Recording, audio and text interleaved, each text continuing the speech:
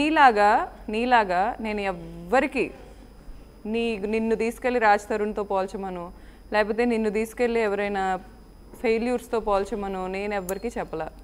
నువ్వు చెప్పావో లేదు నీ గుండెకి తెలుసు.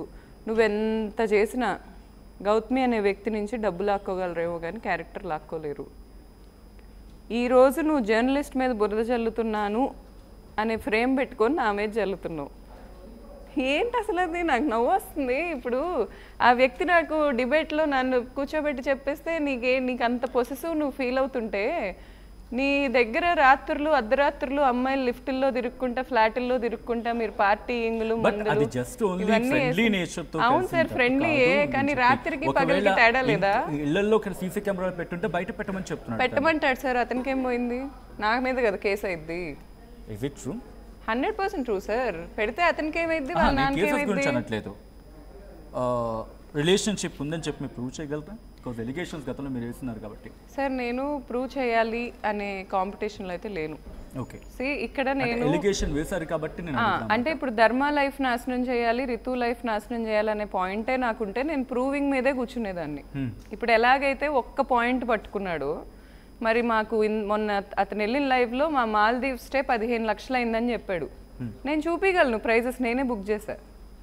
15 లక్షలు భరించింది సార్, ఇద్దరి మీద వచ్చింది, ఇద్దరం పెట్టుకుంటాం సార్. ఇప్పుడు ధర్మాకి నేను లేకుండా ధర్మ లేడు ఇప్పటి వరకు. బట్ నేనే నా లైఫ్ లో కూడా అతను హెల్ప్ లేకుండా లేను. ఇప్పుడు మేమిద్దరం ప్రొఫెషనల్ గా ఒకళ్ళకొకళ్ళని కాంప్లిమెంటింగ్ ఈచ్ అదర్, అది డౌట్ లేదు. కానీ ఈ రోజున అతను ఏమంటున్నాడంటే మొత్తం ఎదురు బిడ్డకి ఇవ్వు లేకపోతే నాకు ఇవ్వు అంటాడు. నేనేమంటానంటే ఇప్పుడు నన్ను ఒక ఇండివిజువల్ని చేసావు నువ్వు, నీ ఫ్యామిలీలో మెంబర్ని కాదు ఇంక నేను. నువ్వు మొన్న అంటున్నావు నీకు డివోర్స్ ఇచ్చినా గౌతు నువ్వు నా ఫ్యామిలీ మెంబరే గౌతమి అంటున్నావు, అలా అవ్వరు. లేదు తను ఇందాలు అంటున్నాడు కదా, లేదు ఇంక తనతో నేను ఉండలేని చెప్పి అంటున్నాడు. ఉండలేదు, ఉండకు, ఎవరు ఉండమన్నారు? ఉండకు. It's well and good that you decided that, ఎందుకంటే నా డెసిషన్ కూడా అదే. కాకపోతే కంటిన్యూ దీనికి సంబంధించి ఇందులో మీరు అన్నప్పుడు ఒక మాట గుర్తొచ్చింది. 8th క్లాస్లో తన హిస్టరీ తెలుసు అన్నారు, అండ్ తర్వాత తన ప్రేమ డిగ్రీ టైంలో తెలుసు అన్నారు.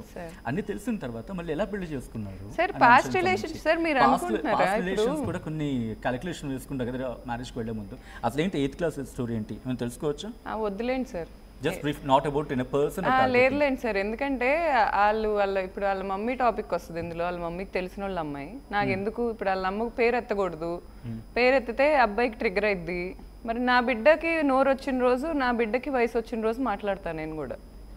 ఇప్పుడు నా మీద బురద జల్లుతున్నారు కదా, నాకెవరు లేరనేగా. మా ఫాదర్కి 70 years, ఆయన వచ్చి వీళ్ళతో ఫిజికల్ గొడవలు అయితే పడలేరు. నాకు అన్న లేడు, నాకు తమ్ముడు లేడు, అందుకేగా నా మీద ఈ బురద చల్లటాలు. అసలు నాకు ఒక జర్నలిస్ట్కి సార్, ఇప్పుడు నేను పాయింట్అవుట్ చేయట్లేదు, ఇంక నేను ఎవరితో మాట్లాడినా వాళ్ళతో నాకు అంటే ఇంక సమాజం ఇంతేనా సార్? నాకు అర్థం కాదు. ఒక మగాడు పెళ్ళైన వాళ్ళం మేము, అతను వచ్చి నాకు ఎఫైర్స్ ఉందంటే విజిల్స్ వేస్తారు. నాకు అసలు ఎఫైర్సే లేవు అని నేను ఎస్టాబ్లిష్ చేసుకోవాలా సార్? ప్రూవ్ చేయమనండి సార్. అసలు ఆయన ఏదో బైక్ వీడియో పెట్టుకుంటే అసలు నాకేంటి సార్ రిలేషన్ అందులో? సార్ నా ఇన్స్టాగ్రామ్లో వీడియో తీసి చూపిస్తున్నాడు. ఆ రోజు ఎంతమంది ఉన్నారు నా బర్త్డేలో? ఒకటే వ్యక్తిని ఫోకస్ చేపించి ఎందుకు చూపిస్తున్నాడు? మీరు లాస్ట్ టైం డిబేట్ ఇక్కడ కూర్చున్నప్పుడు ఒక మాట అన్నారు, ధర్మ మహేష్ తనంతట తను మాట్లాడే వ్యక్తి కాదు, వెనకాలంటే ఇన్ఫ్లుయెన్స్ చేస్తున్నారని చెప్పి. Is it true? ఇప్పుడు కూడా ఇన్ఫ్లుయెన్స్ కనిపిస్తుందా, లేకపోతే తనంతట తనకు వచ్చి మాట్లాడుతున్నట్టుగా మీకు సార్? వీళ్ళిద్దరూ ఇతని ఫాదర్ ఎలా బిహేవ్ చేస్తున్నారంటే సార్, హైవే మీద మనం వెళ్తున్నప్పుడు 2 లారీలు వెళ్తుంటాయి, ఇది ఓవర్టేక్ చేయదు, ఇది ఓవర్టేక్ చేయదు, వెనక మనం హార్న్ కొడతా ఉంటాం కానీ ఇతను వెళ్ళడు. ఇద్దరు కాసేపు ఇతను ముందుకెళ్తాడు, కాసేపు ఇతను ముందుకెళ్తాడు, అట్లా మనకు 50-60 kilometers అక్కడే పోయిద్ది. వీళ్ళిద్దరు అలా బిహేవ్ చేస్తున్నారు. వీళ్ళ ఫాదర్ కన్విన్స్ అయినప్పుడు కొడుకు అవడు. ఇప్పుడు వాళ్ళ ఫాదర్ కన్విన్స్లో ఉన్నారు, వాళ్ళ ఫాదర్ మాట్లాడుతున్నారు నాతో. అసలు వాళ్ళ ఫాదర్ మరి ఇప్పుడు నేను చెప్పింది మరి బయట ఒప్పుకుంటారో లేదో నాకు తెలీదు. మధ్యలో రవి గారు ఉన్నారని చెప్పారు కదా ధర్మ కూడా.